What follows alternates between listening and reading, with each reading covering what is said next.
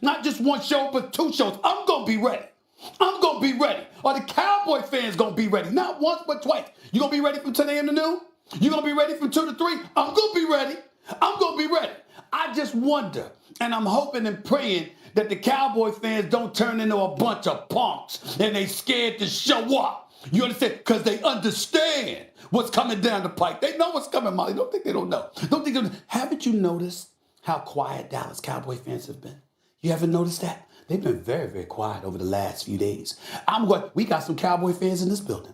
We got some Cowboy fans at this network. I haven't seen anybody utter a single syllable positively about the Cowboys because they're nervous because they're going against Tom Brady. They know they just lost to Sam Howell, and now you're going against Tom Brady. Good luck, y'all. Y'all know what's coming. You know what's coming. I've been waiting for this. I will be there. I'm going to be there. Y'all going to be there? They ain't going to show up, Mom. Oh, my God. Cowboy fans. Yes, Tampa fans going to show up. Tampa fans going to be in the house. Dallas Cowboy fans, watch they going to get there Sunday afternoon after the show because they don't want to see me because they're going to be too scared. Absolutely going to be there. They're going to be scared as hell. America's team and Dallas fans travel. They're going to be scared as hell. And watch how many Cowboy fans won't be wearing Dallas Cowboy paraphernalia. Watch. They're going to want to disguise it. They're going to want to hide it. They're scared. They're scared because they don't know. You know who else is going to be there? Who? Dan Orlovsky. Oh, whatever. Is he coming on first day? That's what I want to know. Is he going to wake up early enough to show up? That's what I want to know. Wake up early. I'm up well before you, first of all. Second of all, did you just call clothing paraphernalia? Well, I did that. I'm just saying, whatever. I can do that. Can I not do that? You understand what I'm saying? The dogs, I've never heard it used like that. Dallas, I'm going to be there, dog, Stephen whatever. A. But you're right. I will be there. I will be there. You know I'm going to be there. All right. That's right. You know I'm going to be there. I hope the Cowboys fans are there, too. You'll be there. You'll be there. But the Cowboys fans ain't going to show up. They scared, Dan. They nervous as hell because they're going up against Tom Brady. Your dude. They're going up against Tom Brady. This is what it is. They scared to death. They scared to death. And I love it. Oh, I love it. I can't wait. I can't wait for all the wild card games we got this weekend. But are you going to wear a better suit? This is a double-breasted blue pinstripe suit. I actually look like a politician right now, actually better than a politician. Well, I said it before, and you look like Judge Mathis. That's what you look like right now. No, I'm not throwing shade. I'm not throwing shade on my brother, but no, I don't think I look like Judge Mathis. But the point is, nevertheless, A, I look good, and number 2, I look like I could run for office. Hey, the last words, Molly, Dan Orlovsky. I'm Stephen A. Smith, and I approve this message. Bless your heart. Yes. Okay, I'm taking over. The Ravens have their hands full with a tough AFC North wild card in Cincinnati. Baltimore's former MVP, Lamar Jackson, missed practice yesterday, has not suited up since injuring his left knee on December 4th, a span of 38 days. Now, in addition, Jackson not practicing. Backup Tyler Huntley did not throw a pass during the media viewing portion Wednesday. Huntley dealing with tendonitis in his right shoulder and didn't throw during practice last week either. Here's Coach Harbaugh with more on Lamar. Yeah, I don't have any really thing to add on that. No updates at this time. Because fans do. They go and they say, oh, this has to be contract related. What do you say to fans that think that that's the reason of this? I don't really have anything to say to them right now because I'm focusing on the game. Really, I mean, that's what we're focusing on. So that's it, really.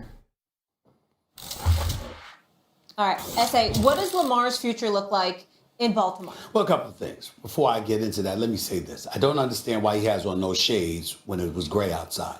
And number 2, why are you wearing all that gold around your neck and we could barely see the jewelry? I mean, if you're going to wear the jewelry around your neck like that, at least show it. That's 2 things. Now let me get to the football stuff. Lamar Jackson's future in Baltimore, I think at the very least, is up in the air. The Baltimore Ravens don't want to lose him. Who would want to lose an electrifying talent like that? I'm here to tell you something right now, Dan Orlovsky. Let me go far and put what I feel about Lamar Jackson in perspective. I think if Lamar Jackson was the quarterback of the New York Jets would be in the AFC Championship game, at the very least. That's how good I think the rest.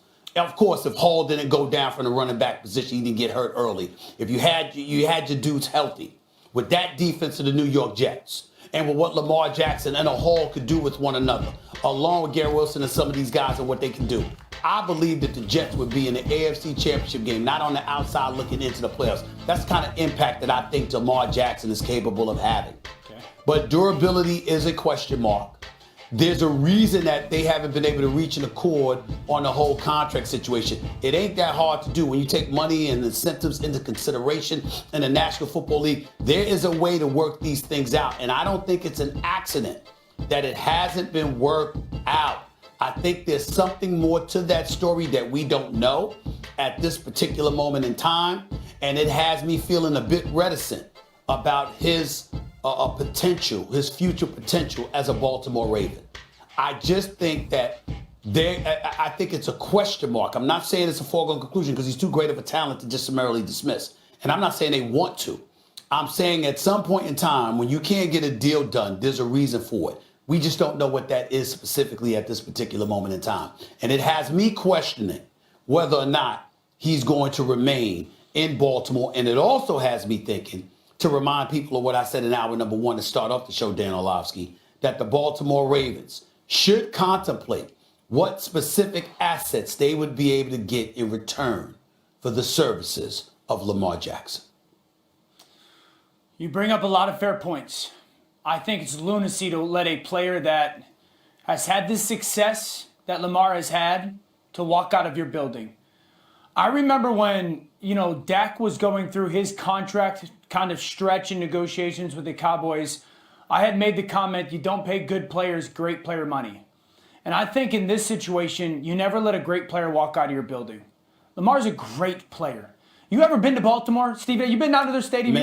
Many times. He's the face of that franchise. Yes. The absolute face of that franchise. And Stephen A., when they drafted LAMAR, I remember thinking to myself, they got to go all in.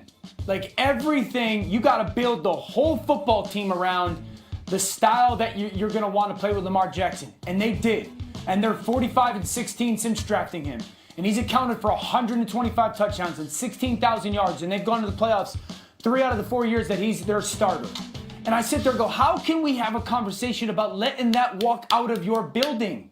I understand the hits he's taken almost 1,000 hits in 5 years. If that is the conversation and you are concerned about the long-term health of the quarterback that you're going to pay that much money to, we can have the conversation. I can do that. Or if you want to say stylistically we're changing, I can do that. But here's the reality. Let's live in a hypothetical world, Stephen A., because we had this argument before. Let's live in this hypothetical world and say the Baltimore Ravens are going to move on from LAMAR Jackson, all right? 1, we'll see you in 3 years, Ravens, because it's a total overhaul for your football team. There's one offense that plays like this in the NFL. Maybe 2 if you count Philadelphia, maybe. But one that plays like this. So style-wise, you got to blow everything up. You got to take different wide receivers. You got to take different backs. You got to take different offensive linemen. You got to fire your offensive coordinator, Greg Roman. So it's a complete overhaul as an organization with a defense that's top 5 in the NFL right now. I just don't see an organization sitting there going, yeah, we'll do that. That sounds great. Okay. We're going to rebuild. And the second thing I'd ask you is, Stephen A. Okay. I know you mentioned the Jets. Yes, sir. What teams? What teams are going to sit there and go, all right, here, we're going to give you probably 3 first-round picks, probably, and then we're going to be the team that's going to pay LAMAR Jackson $230+ million guaranteed. By the way, we're also going to draft all the necessary pieces to run that offense. Hey, Dan, can I ask you a question? Can I ask you a question, Dan? Can I get a little personal for a second? Yes, sir. Molly, you can chime in here with a quick answer because I know what the answer is going to be. Is just quick. Do you believe in Stephen A. at a negotiating table? Yes. How about you, Ma? Yes. Yeah. No matter what, I get paid. I assure you I asked for considerably more. I'm asking. I want to see what market value is out there. Right. I want to see what I'm worth. I'm going to speculate. I'm going to assume, intelligently I might add, because you have your ducks in order and the information that's provided to you, you'll make that decision. But you ask. Right. So what I'm trying to say to you is, you ask the question. There's a lot of people that would like a chance to give an answer as it pertains to an NFL team. What is LAMAR Jackson worth? If the Baltimore Ravens picked up the phone, there's a plethora of teams who would answer that call and cuddle with their team, with their executives, and would come up with something to offer them. What is wrong with asking? When you talk about your facts, let me give you mine. Again, not throwing any shade whatsoever on Lamar Jackson because I understand how great his brother is. But real quick, Stephen A., here's the downside to when you do that. If you're the Baltimore Ravens and you sit there and say, well, let's call around and ask, Lamar's done. He's not coming back. Wait a minute. Wait a minute. I'm not saying you do it behind his back. I'm not saying you tell him you're done with him. What I'm saying is that if you two are struggling to reach an accord, what if Lamar Jackson says, I wouldn't mind going to Miami. I wouldn't mind going to New York. I wouldn't mind going here, or here. And somebody turned around and called them to see what they were willing to offer for him. That's not something that he put that's off-putting because he was involved. So understand that there's ways to handle it. Not only that, let's take this into consideration. First time we saw Lamar Jackson in the postseason, he was god-awful when against the Chargers. Hadn't started the season. Next year, he became the starter 4 years ago, all right? Showed up in the playoffs against the Tennessee Titans, if I remember. He scored about 12 points, okay? Next year, he beat them. He beat them. Then he turned around, went against Buffalo, and put up 3 points. Last year, he missed the playoffs. This year, he gonna miss the playoffs. At some point, if you're not an NFL franchise like the Baltimore Ravens, you don't get to ask, should we consider life without Lamar Jackson? We don't get to ask that question. That is a very dangerous question. That is grass is not always. But Stephen A., this is it's all dangerous. But this is not like the Miami Dolphins asking, should we consider life without Tua? Again, this is an organization that when they went and moved up to go get him, they built everything around him. So when you decide, should we consider life without Lamar Jackson, you have to tear down everything around it. And it's a complete restart. You just traded for Roquan Smith. You got a top 5 defense. You sit in a conference that has Justin Herbert, Joe Burrow, Josh Allen, Patrick Mahomes, Trevor Lawrence. I mean, it's loaded. So you better have a guy at that position that you think strictly talent-wise can go hang. And so what if you're Baltimore, and I understand that you continue to bring up this point of if they can't get to the same agreement with the contract, but he's asking for a relatively unique contract. Well, I'm saying this to you, Dan Orlovsky. Lamar Jackson, you're absolutely right. As a runner, as a thrower. Don't do this. As a thrower, he's very good. He's vastly improved. But it is possible to find. I don't think there's anybody on the planet that can run from the quarterback position like Lamar Jackson. But there are people who can go behind center and pass. Yeah. Yeah. They could do that. Sure. They could do that. So if you got a whole bunch of assets that you can get, and coupled with those assets is someone who can be a pocket passer, I mean, it's not the end of the world, Dan Orlovsky. It's not. Yeah, but it's a former MVP. So, I mean, all right, y'all. The picking. All right. You know what? Them. I'm not going to talk about this no more because I see the heightened level of sensitivity because I know other people will come on and act the same way as Dan. All right, y'all wait and see. Y'all wait and see. Okay. Y'all wait and see. There's plenty of quarterbacks that have moved on before, Speaking of that, that's the perfect segue for me, Stephen A., because I have breaking news I want to get into right now. Raiders quarterback Derek Carr